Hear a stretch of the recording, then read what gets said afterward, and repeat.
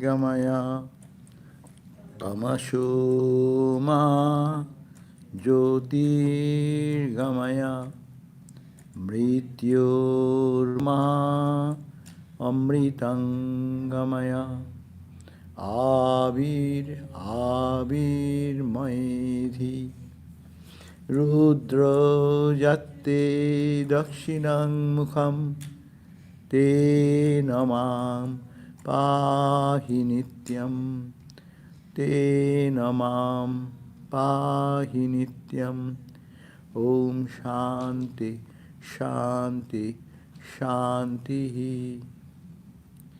O Lord, lead us from the unreal to the real.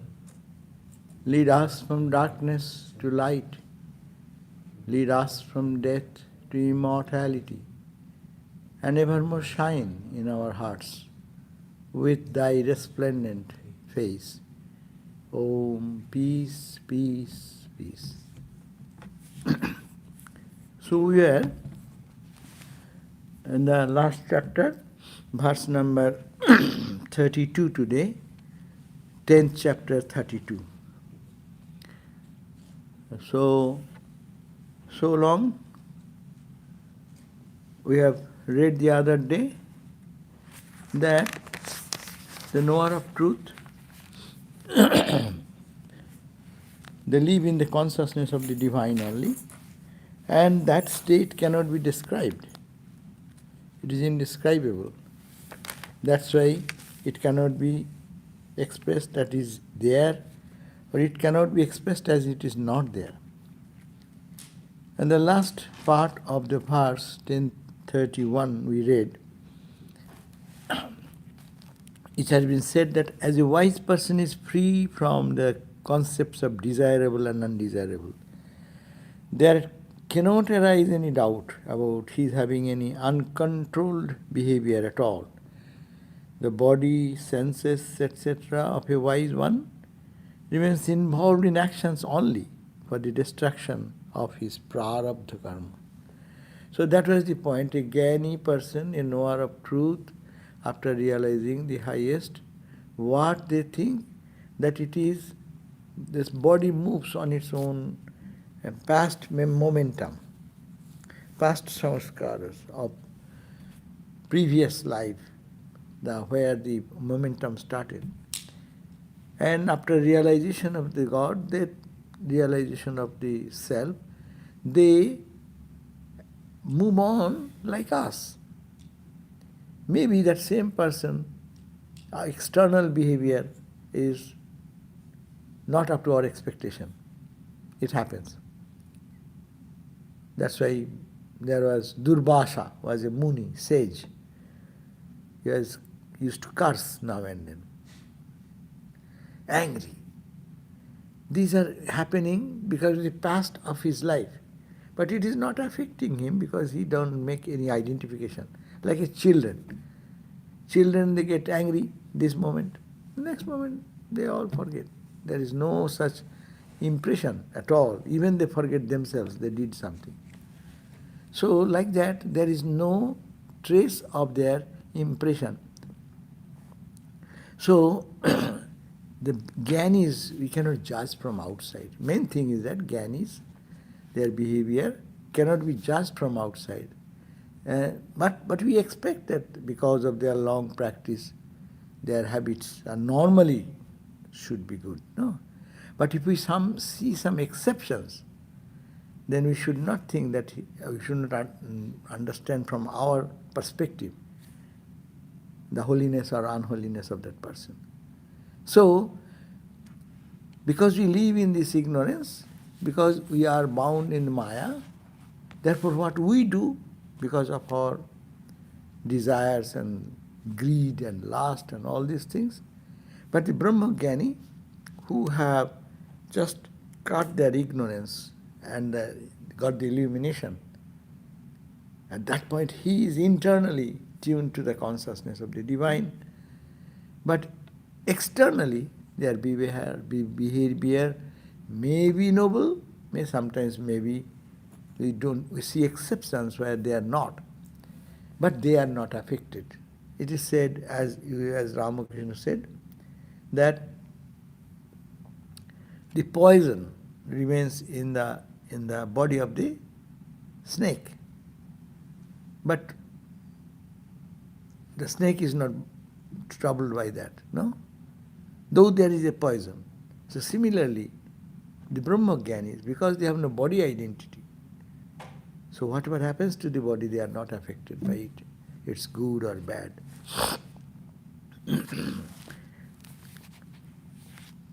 Lust, which is born out of his tendencies towards prohibited actions, gets uprooted due to the influence of knowledge.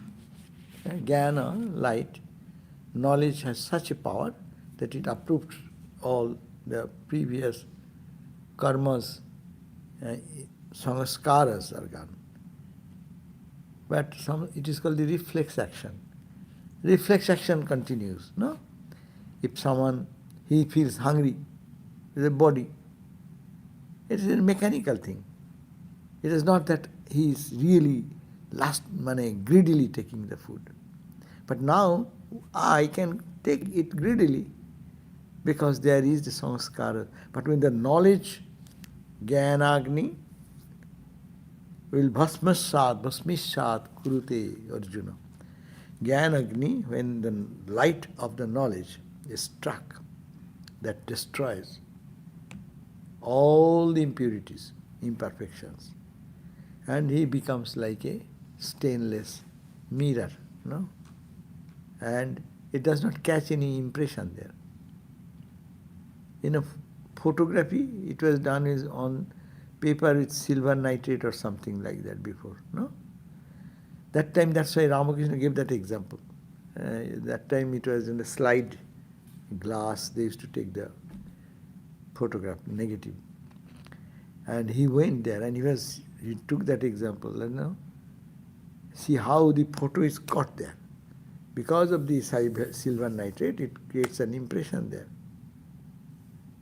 But in the clean glass, what impression will happen? Before your mirror, how many times you have stood there before the mirror? Where is the impression of that? The birds are flying in the sky. Do you find they keep any mark on the sky? No.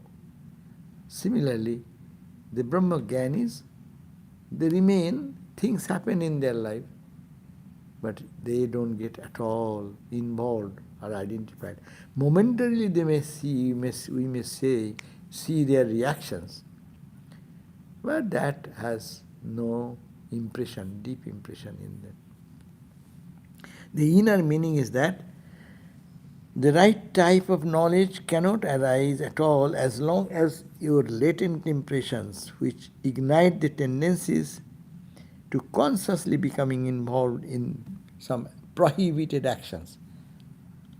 It does not allow it because your tendency, because you are doing so much meditation, prayer and purification, your tendencies are all changed. So, normally, Brahmagyanis, they are transformed personalities and they are not affected. In this context, another reference is given in another chapter. Now, 32nd verse, which we are reading today on page 345. That the universe is nothing but Brahman is described with an example. This universe is nothing but Brahman. What we see ignorantly, we give some name, we give some form, see some form, but it is what we are seeing, it is all Brahman. The example is very simple. Whatever you are seeing as the snake in the darkness, whatever may be, how big may be that hood and how much you are striking you, but it is nothing but all the time rope. There is never, snake never came there. So this world which we see, in our ignorant mind, in the darkness, they are like the snake. Snake is biting, I am afraid, or it gets in something in darkness, some good feeling, bad feeling. You are in mental world, you are creating all this, mental creation. But in reality, there is nothing happening. It is the Satchidananda ocean. Like that, whatever you see in the ocean, you go to the beach, you will find all is only H2O and nothing else. All this, you are thinking it's this big wave crushing me, hitting me, my arms are broken.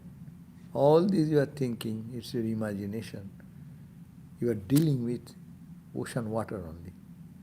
Similarly, it is all Brahman in different waves and ripples. This is one wave, one name and form. This is one wave and another form. This is another form. Everything what we see around, it is all only name and form. But made of what? Made of one element, Satchidananda. Ramakrishna gave the example, like you going to the wax museum, you see so many names, forms. It may be good, it may be bad. You may see some table, bench, people are sitting in the chair, they are eating something, there may be bread, there may be wine. And the Last Supper scene is here in this wax museum in our Hollywood. In that there, the table, which is table, you see, it is not table, it is wax. It is made of wax only. What Vedanta they are depicting? Christ is sitting there. The Christ is nothing but wax. His disciples are sitting side by side. They are all made of wax. The bowl in which the wine is kept, that is also wax. The bread that you see there, that's also wax. So there is nothing but wax, wax, wax, wax. So this is the point, that it is all Satchidananda, nothing but Satchidananda. You only see the name and form. Because you see the name and form, you feel that it is different, but you are dealing. That's why Swami Vivekananda said that you are dealing you are dealing, everyday dealing is interaction with Brahman. Inspired talks, he has mentioned that whatever you are doing, touching, you are feeling the sense of solid. It is you are touching Brahman. In ignorance you are thinking this way. But there is nothing other than Brahman. So that is, this example is given. This example is for us not very modern, but is an old example. So what it says, 32 on page 345, bottom, or transliteration will be 346. Anutkirna yathastambhe, anutkirna yathastambhe, sangsthita shalamanjika, sangsthita shalamanjika, tatha vishvam sthitam tatra, tatha vishvam sthitam tatra, tena shunyam natat padam, tena shunyam natat padam. So what does it mean? Yatha, as Salamanjika. Salamanjika, the image, you carve some in the wood, you carve some lady's figure. So if you find they made a courtesan, the courtesan made of salud, they say it's engraved, no? And you may say, oh, it is bad, I should not touch it. Yes, but you are not touching anything but the wood. So, like a statue that is not yet carved, and which stands in the pillar, no? In the pillar, wooden pillar. When you go to Hindu temple, you will find that in pillars there is the deities and images, many images they carved like that. So, like that in the same sal wood pillar, if you see that, there stands, which there is a statue you find. This universe remains in Brahman in its pre-created state. Where was the statue? Before carving? Before carving, where was the statue? Was it somewhere else? No, it was inside the salwood itself. No.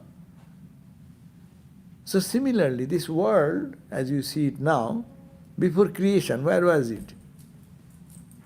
It is coming from the one reality. It is called Pragabhav. It's a technical term, that pre-created state. So this temple is built in 1938. Before that, where was this building? If we say temple, where was this temple? Well, temple was here in the pre-created state. Do you understand the logic? It is called the pre-created state. This building or this temple was here in a dormant way, as it were, and it came into some architectural planning and things and then come out. But it was here. Is this something like that before the baby was born, the baby was in the wish of the parents? Yeah, you can say that. It was there in a subtle way. But it is the same, it is not coming out of zero. Main point is here, the world has not come out of zero, shunya, empty. But it is, this world is purna. It is that. It was once, it was anutkirna, means engraved, and now graving it or sculpting it, the world has come out. So that's why I say the example is very old, but we can get this example. Suppose you take a pillar of sal wood, and then you go on carving, and bring out a image of anything. If I say, where was this image? You will say it was in the sal wood pillar itself, but in its pre-created state. And now it is created. But it was here, it is the same wood. It is nothing but the wood. So it is not non-existent, but it is existing. So Brahman is all the time existing. That is the philosophy. It is not Shunya. So they will say it is not Shunya, but it is existence. So let us see the English translation. Like a statue, you can see, you don't see the statue when it is not carved. Say you take a stone, a piece of stone. So after some artist start working on that, say a canvas, just a canvas. In a canvas, where was there so much beautiful pictures are coming or painting is coming? So it was there in an undeveloped condition, uncreated condition. So here, like a statue which is not yet carved, stands in the salwood pillar. Similarly, this universe remains in Brahman in its pre-created state. The universe remains in the pre-created state. The universe was there before creation, in Brahman. It has not come out of something else, out of zero. That's also, science says, out of nothing, something cannot come. So, it was there, only it was sometimes dormant, sometimes come out. So, therefore, Brahman is not void of the universe. So you cannot say Brahman is not in this world. Brahman is the world. You are seeing, reading it differently. You are seeing the same thing, but you are reading through your mind, and then mind is giving you a misreading. As our eyes give some misapprehension, so similarly it is like that. So the note says, before it is milled, the statue exists in the salud in a subtle form. It was there, but in a subtle form. How else would it be carved or sculpted or engraved if were not there? Of course, here we will say it is the artist's imagination came and his work came, because the example is dualistic and truth is non-dualistic. So it will be difficult. But if you take this much idea only, the sculpted form came out of that same object of pillar or stone, whatever say. It was sometimes manifested, carved or not carved. So this world is now this form, no? Every day it is getting transformed, no? It is not the same. But you are seeing the pillar only. Whatever form you make, engrave or cut from out, it is a pillar, it is the sal wood. Similarly, here is the Brahman. Whatever form it changes, no? Some 9 planets or even 20 planets or 1,000 stars or billion stars or million stars coming, going, this, that. It is all happening in the one cosmic reality. And that is called, it is not void. It is a just argument against the Buddhistic philosophers who say it is all Sunna. It is not there. You are seeing, it is mental imagination. True. But even if it is my mental imagination, I am crying for my snake bite. But is it anything but the rope there or not? When I am crying, that same rope is strangled in my leg. And I am thinking the snake has strangled me. I may think, but is it the snake or is it rope? Say, that is the point. Hammer on that point. That whatever I see expressed in the limit of name and form, it is only Satchidananda Brahman. It is not void. It is not there. So the problem is that when you negate not this, not this, not this, not this. So where do you stand? Okay, it is not the table, it is not the body, it is not the mind, it is not the ego, it is not the intellect. It is not the ego. Okay, then it is not the ego, then what it is? It is not the Atman. So you have to stop your negation at a point. And why are you negating? Because you have the mind. Mind is duality. Mind is in the duality. And mind sees duality. So long we are in the range of mind, you will have to say, I am not this, I am not this, I am not this. When you are over that, Ramakrishna said that if you weigh the bell fruit, you have to take everything. What is called the flesh, the skin, the fiber, the seeds. You have to take everything. That's why it is called this Brahmanda, from Brahma Anta, from Brahman down to the blade of grass, everything is Brahman. There is Abrahma Stamba Purjanta. Abrahma, from Brahman, Stamba, a little grass even. Whatever you see, whatever you feel, it is nothing but Brahman. Abrahma Stamba Purjanta. So, this state is called the unmanifested state, or the state of total annihilation of the universe. As I said, negate, negate, negate, negate, negate. It is total annihilation. You go on negating, negating, negating, negating, but you cannot negate that which is the ultimate. No?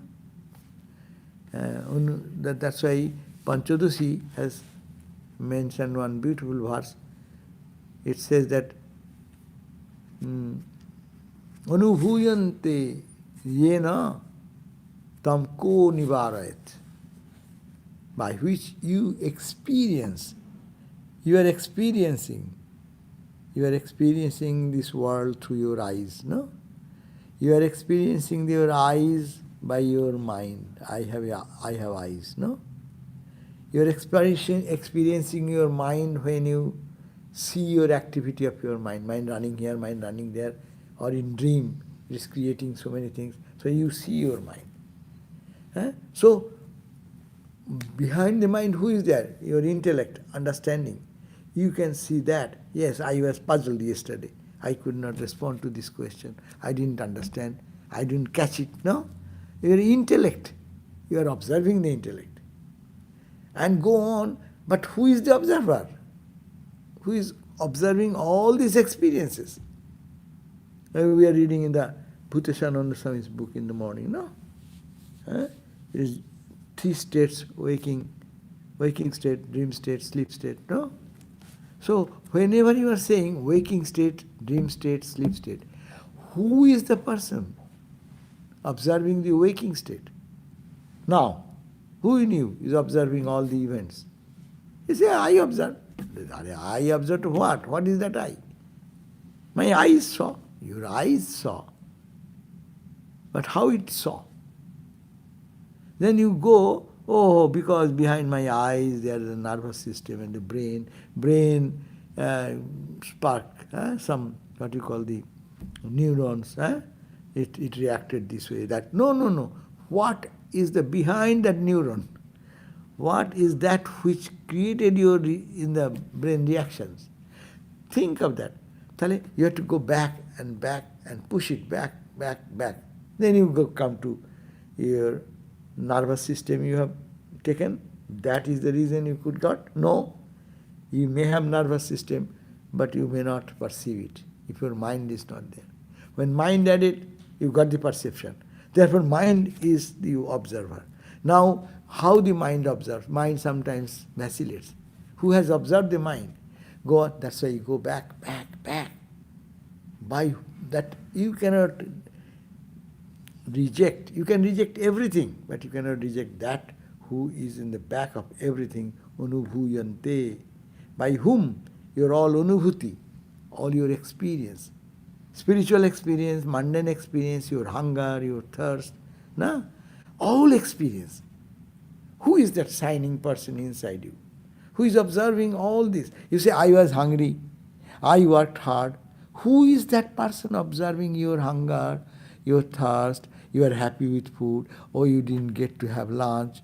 Who is that? Constantly observing everything and constantly witnessing everything. That you cannot deny. That then your whole life is cannot be explained how your functionality of your life goes on. If you deny that experiencer inside you, there is no two experiencer. One experiencer. All the message goes to him and gets his light. His light falls on every object. In your dream, which light you see there? Have you ever thought about? In your dream, you see there is sun, there is light. But sun or moon is not the question. What light through which you perceive all your dream? This light is not there. Not the flashlight is one. Or your bed lamp is not working. You are sleeping, totally unaware of this light. What light is there through which you see your dream experiences? It's a question, big question. So that light they call the reflection of that real light. And like this. So it is called, you cannot deny the experiencer, which is the behind everything. And you cannot know the experiencer either. Huh? You cannot know that experiencer either. That's why it is called, you cannot know the knower. Who is the knower, you cannot know. Then he becomes the knower. No? You know something. Then you are the knower, and that becomes the object. If you say, oh, that is the knower, and there is somebody behind, then he becomes the knower. So you have to stop at one point. Who is the ultimate knower? And that is called the consciousness. And that is called witness consciousness. Observer, witness. Sakshi, Cheta, Kevalo, Nirgunasya. In the Mandukya Upanishad it says, it is called Sakshi. Sakshi is the witness. Cheta, which gives the consciousness to all. His reflected consciousness, no? Reflects on body, mind. So that's why these are functioning. Cheta, nirvi, sakshi, cheta, nirvishesha. It is without any visheshan, without any definition. It is that reality which cannot be described. So according to Brihadaranyaka Upanishad, tadhi edam, that verily universe is visible now, was in the undeveloped state or unperceivable state of Bhakrita avastha at that time. This world, main question is that where from this world comes? Is it zero? Is it imagination? It's well, no, it is Brahman. You are seeing as world. It is Brahman, but you are not recognizing as Brahman, but you are recognizing as the visible objects with names and forms, as has been taught by us. From our childhood, our parents have taught. This is called the ear. We know it is ear. Suppose one mother teaches me, this is called the nose. No problem. I will say this is nose. We are taught like that. That's why we are habitual. This is called hand. Someone could have it, this is called the leg. And this is called the hand. If it is conventional, the whole world will accept it. So, it is because that my mind was taught or trained to think this way. That's why Swamiji said that because of this, you are seeing the world. This world is explained in this way that it is being taught from our childhood to see the world. Somebody says, this is your auntie. I believe he is auntie. Who knows, auntie or not? But whole life you believe he is called auntie. You say, he is your elder brother. Who knows my elder brother? But mommy said. And from our more early childhood, we got that impression is my brother, my brother, my brother. And I am convinced it is my brother. No? He is my enemy, he is my friend. And that's why now Swamiji said, had our mom and dad have taught that you are Atman, not the body, then what would have happened? We would thought that yes, I am Atman, not the body. That's why Swami Vivekananda said in that place that the Madalasa, there is one queen, and he has one child, first child came, and she taught in the cradle, when the baby is in the cradle, and taught that baby, you are Atman, you are not the body, you are Atman. India is unique. This type of story you will not hear very often. And when that boy gradually grew, he took sannyas. His father was disappointed. Are he will be my first son, who will be the king, and you are making him sadhu. Okay, the first child was done. He reconciled. Second son, and she started training the baby in the same way. You are not the body, not the mind. You are the Atman, you are the Atman, you are the Atman. Thou art that, thou art that. And when they were, at the time when he grew up to be the prince, he also went away. So like that. So Swami Vivekananda said that if everyone should teach their children to be like that, he said, if I have a baby, then I would have taught him in the cradle that thou art that. Only one teaching, thou art that. But instead they have said, you are a man, you are a boy, you are a girl. You are a boy, you have to dress like this. Girls do like that. You boys should not do. And girl will say, hey, boys do like that. You don't do like that. You have to dress like that. You have to take. And all the training they have given us. And we are we are the impact of that. No. Therefore, body identity is so strong. And we have our past also. Our own samskaras are hiding. And these were added to it. Fuel is added to it. So, I am a bundle of me and mine only. So that's why everyday struggle should be, it is Brahman, it is Brahman, it is Brahman. I am pure, I am stainless, I am birthless, I am deathless. That is the teaching here is given. Now the subject of the previous verse, now the next verse 33, we are only 33 and 34. What will happen then? Okay. Okay. We are feeling sad to leave this book. 33. It is the same idea. He is elaborating a little bit. What he says? Yathanu putrika shunna, yathanu putrika shunna, stambho nutkirna putrikaha, stambho nutkirna putrika, tatha bhatang jagat brahma, tatha bhatang jagat brahma, tena shunna padam gatam, tena shunna padam gatam.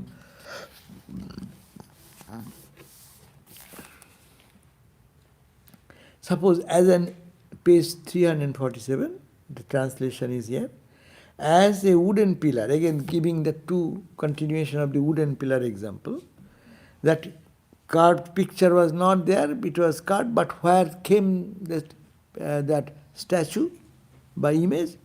Because it was embedded into the pillar. That was the previous argument. Now, he is continuing, as a wooden pillar that does not contain an image of a statue is only called, what we call it? We call it engraved pillar of the statue. No? People are taking stone from Italy, they are getting stone and sending to make some statue by carving. No? So when you bring the stone, what do you say? It is a stone only, marble. It is a marble. So it is marble, but what is the image? Image of the statue is called, it is ungraved. It is not graved yet. When it will be graved, you will see the image. No? So as a stone or a marble stone, before bringing out or cutting, chiseling, it is, we call the image is engraved, unengraved. Similarly, in the similar manner, the visible universe that you see now, this universe, this visible universe, is not in the form of the universe anymore. Rather, it is in the state of emptiness. When it is not carved, it is Brahman only. Where is the world? That's why there is a song, Mother Kali's time is coming, puja. So he says, Ma, oh Mother, when this world was not there, Brahmanda chilona jakhon, mundo mala kotha peli, Sadananda moi kali, Sadananda moi kali, Mahakaler, yes, anyhow. So, O Mother, you are embodiment of bliss eternal, Sadanandamai. You are in always bliss. Sada Ananda, Ananda the bliss. Sada means all the time Anandamai. You are embodiment of that. Sadanandamai Kali. Sadanande Manorama.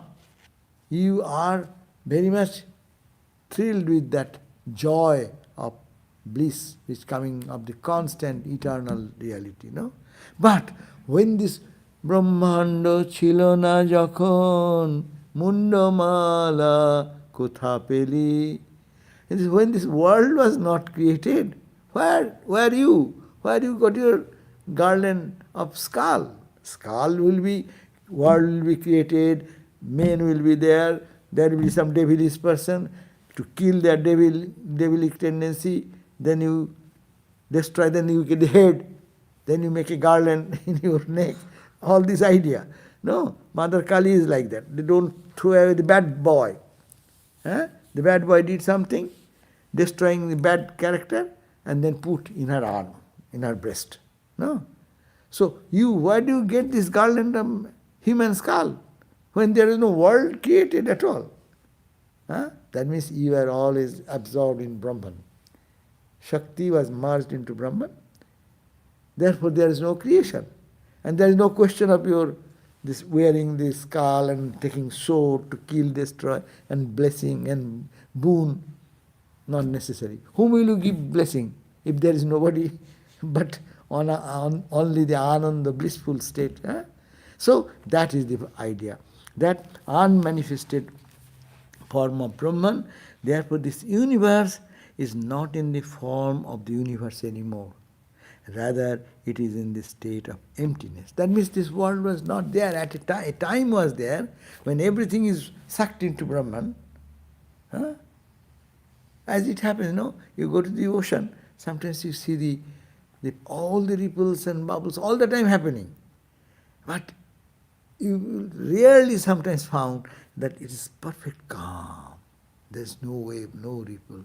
It also happened. So that is the Brahman state. That means the world was then nothing. World was not there. So previously he said, there cannot be ultimate void. Here he says, that is the state when the world vanishes. But where it vanished? It vanished nowhere, it is in the ocean. And again it will come up. When the creation will come, mother will come to protect the children. Mother will have to give birth to the world. No? Cosmic egg. All this Hiranyagarbha, all this concept will come. God creates, sustains, maintains, all this will come, no? But when they don't do that function, all merged into where? Into the infinite ocean of calmness and serenity. And that is Lord Shiva. Lord Shiva is lying flat, totally dead as it were, in Samadhi. And Mother Kali sprang from the chest, heart. Wish, I will be. And when she comes, she creates the whole world and is maintaining blessing, boon, killing, all these are that's why Kali image is so unique, giving the idea of the total idea of the world. Huh? Mother is mother, all love. That's why at the same time boon, blessing, in both the hands. Another sword, another just cut the head of that idiot, and the blood is drizzling there. So this whole universe of cutting, chopping, blessing, this, where were these?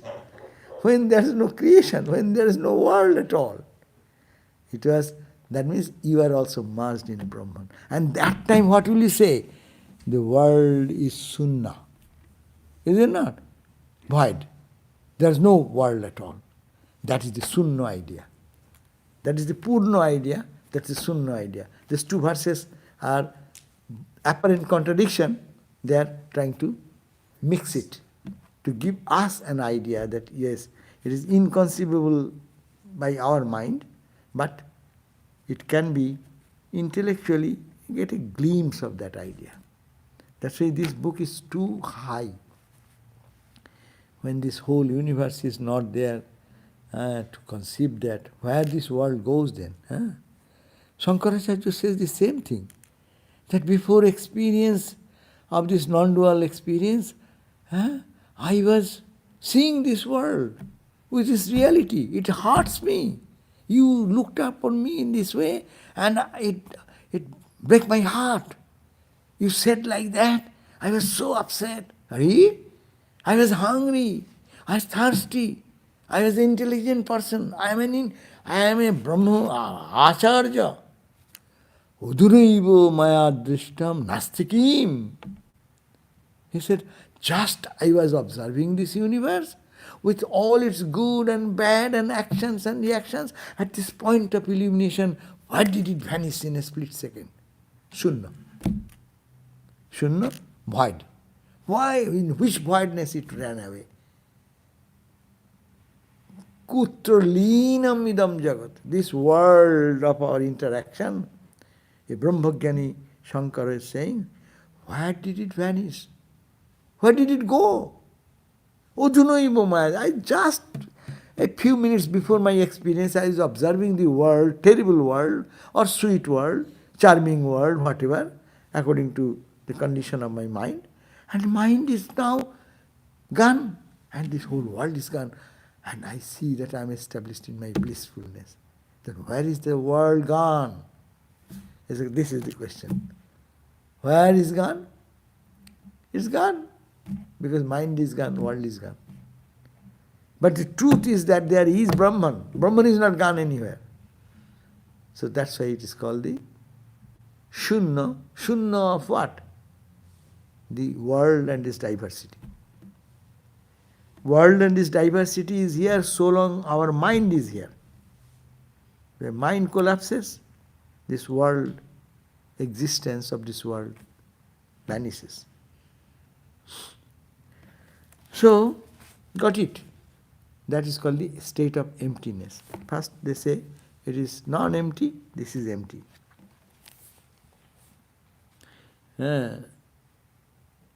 Therefore the universe is not in the form of the universe anymore. That's why he's saying, universe is not in the form of the universe anymore, it is in the form of Brahman. The snake is no more in the form of the snake anymore, it is in the form of the rope only. It was rope before, it came back to rope after you have the knowledge. A snake came in between because ignorance and our perception through our mind, intellect, ego came. Therefore, the universe is not in the form of universe anymore.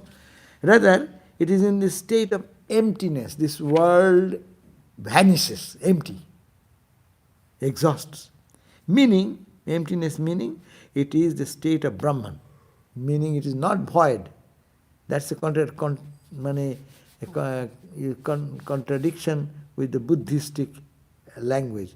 It is like words create trouble. Ramakrishna said, why Brahman, why it will be Buddhists will be Shunyavadi, nihilist. The Buddha, what he experienced, could not express in words. That means, main thing, when you reach nirvana, what you reach? Negation of this universe, this duality. Meaning, it is the state of Brahman, or verily the form of Brahman alone. Now note, this state of emptiness is not same as the void state. See? This state of emptiness, this is emptiness, we have arrived at the conclusion. There is empty. Empty of what? Empty of the world. This physical, mental, emotional, intellectual, all this world, not only one world. There are several worlds. In physical plane, world is universe. World has become universe, so big. In mental plane also, so big. In the world of imagination, no? It is endless. So, gross, subtle, and even causal. Void state is that referred to who? What is the philosophy? It is called the Madhyamika Buddhists. Buddhists have different schools of thought. So this is the Madhyamika school of Buddhists. The followers of void theory. They accept void is the ultimate. Brahman is to be understood by the term void state. Here, if you take as a Vedanta student, what they are talking at void state, ours will be Brahman state. Understand? Fullness, poorness. Fullness, or we may not say fullness because it will contradict with voidness. Rather, we will say it is Brahman.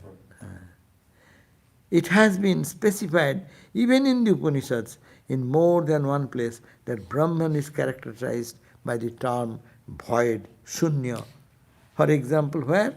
They are giving one reference, Maitrayani Upanishad, where it says, He alone is verily this pure, stainless, void, calm, eternal, birthless, independent, and remains in his own grandeur. So in the Upanishad, in Hinduism, Upanishad is the highest authority. if you can justify, find a reference, then that is proven. Because it's the experience of the sages. The sages have experience. They are also saying it's void. But what they are talking about void? Void is that birthless, eternal, independent, and stainless, pure, and remains in his own grandeur, in its own grandeur. So that is called nothing but Brahman. B. Page 348. Another Upanishad, Nrsimha Uttara Tapaniya Upanishad. There it says, Brahman is non-dual, incomprehensible, beyond any sign, self-luminous, saturated with bliss, void, never born. So the Upanishad, another Upanishad, this sage is expressing this idea. Ultimate truth, Brahman, is void. Don't get confused if the void word is there anywhere. It relates to the nirvana, the Madhyamik Buddhist idea of nihilism, non-existence. That's the one view of the Buddhists. Not that all will hold on, but that is one major thought of the Buddhists. But Vedanta will say, though they are saying void, one word, our Upanishad is also saying, Rishis are also saying, but they are giving another description of the void. What is that? That is non-dual. That is incomprehensible. That is beyond any sign. Self-luminous. Self-capital. Self-luminous. Saturated with bliss. Is it void? If it is saturated with bliss, is it void? But you are using the next word, void. That means you have to understand, here void means void of all the names and forms. Swami Vivekananda sang a song.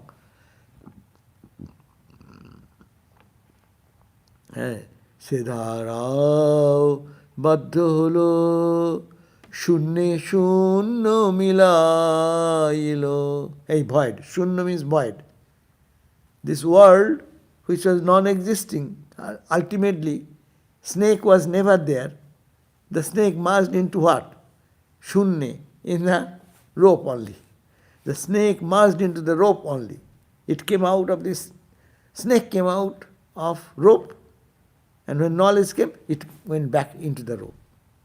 Similarly, it's a language to understand. So he says, Shedarao baddha holo.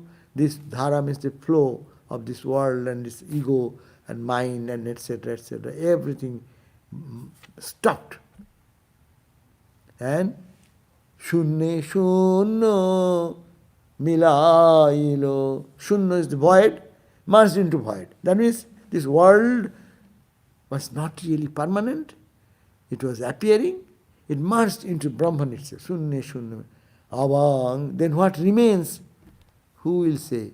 Avang manasho gocharam boje pran boje jar. That is a state beyond Vak, speech. Speech cannot reach there.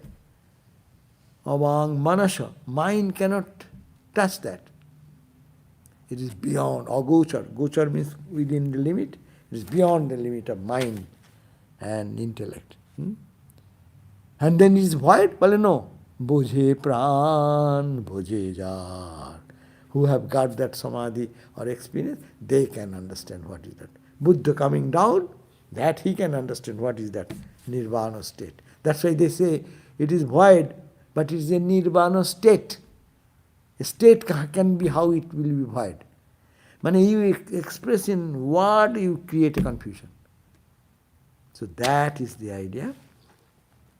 Therefore, the term emptiness means the state of the unmanifested Brahman, which is bereft of all manifestation and duality. So, what does it mean? The emptiness then ultimately means the state of unmanifested Brahman. When Brahman is not manifested, that unmanifested state is bereft of all manifestation of duality. Where there will be no duality, there will be no diversity, that will be the state. That is called emptiness. Understand? Emptiness and non-emptiness. Okay, so we will have another verse for next class, and then we have another class. Maybe we will continue in December. We will start new book. Okay. Any question?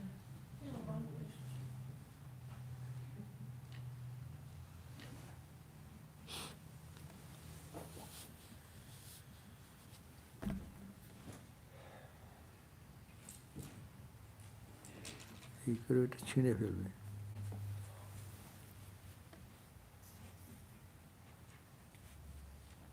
How to reconcile the idea that Brahman is of the nature of Satchidananda and the idea that Brahman is unmanifested and attributeless.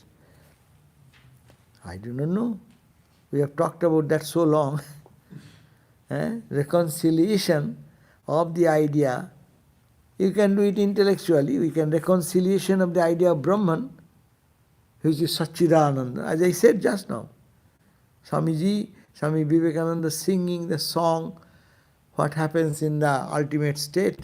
He said that my mind is soaring high, high, high, high, high, in a level when last feeble idea remains I, and I also drops, the world vanishes. So that's Satchidananda. And then he said, then it is void? Well, no.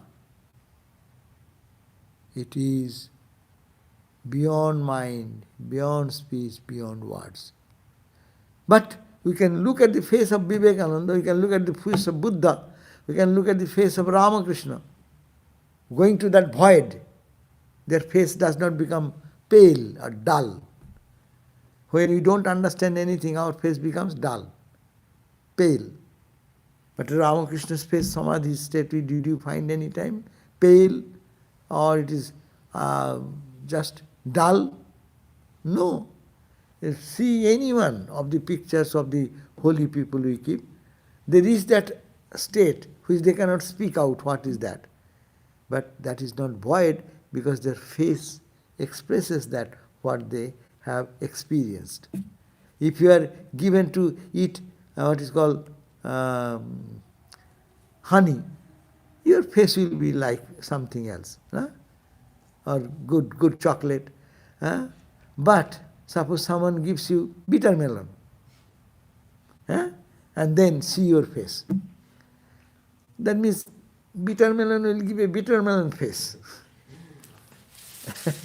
So that's why if a Brahmajnani comes down from that and see their face, it is charming, joyful, peaceful.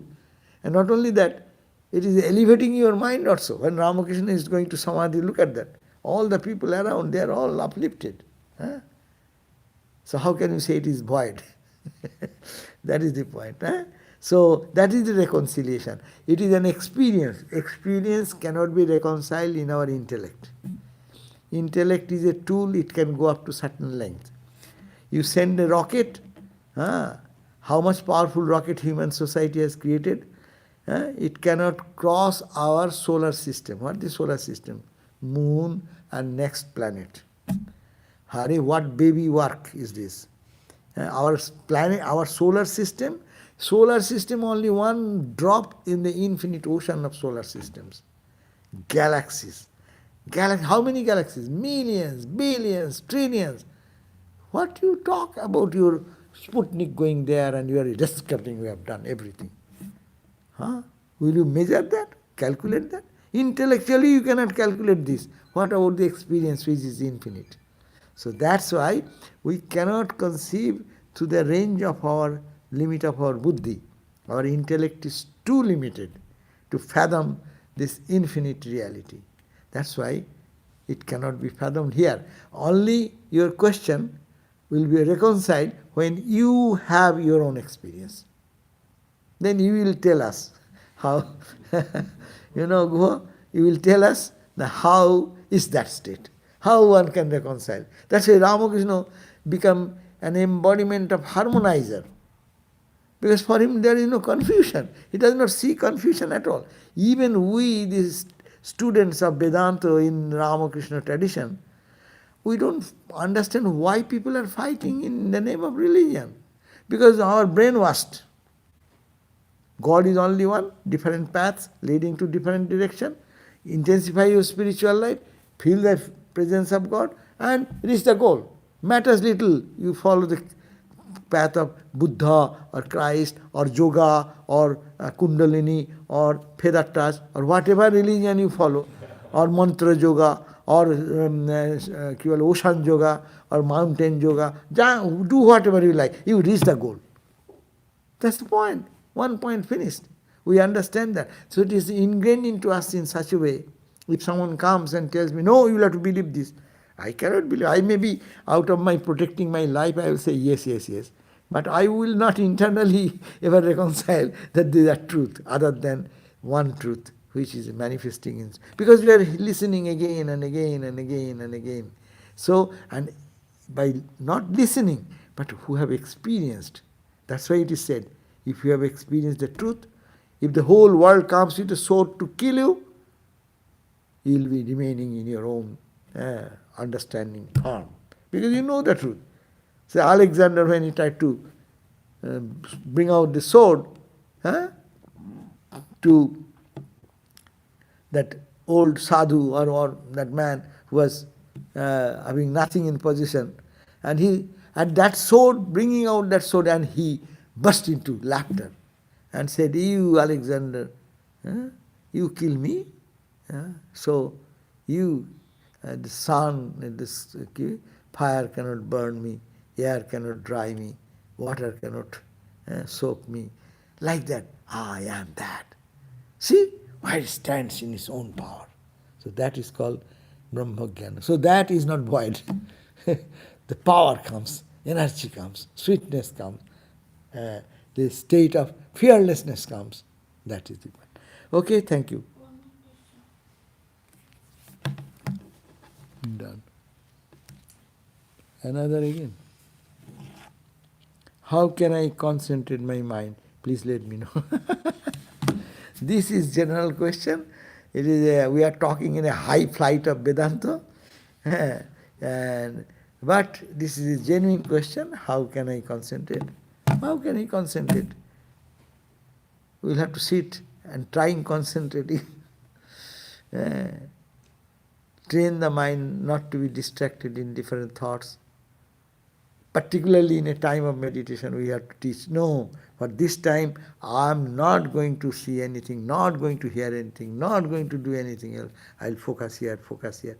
So that is the practice. Abhyasa, vairagabhyam tan nirodha.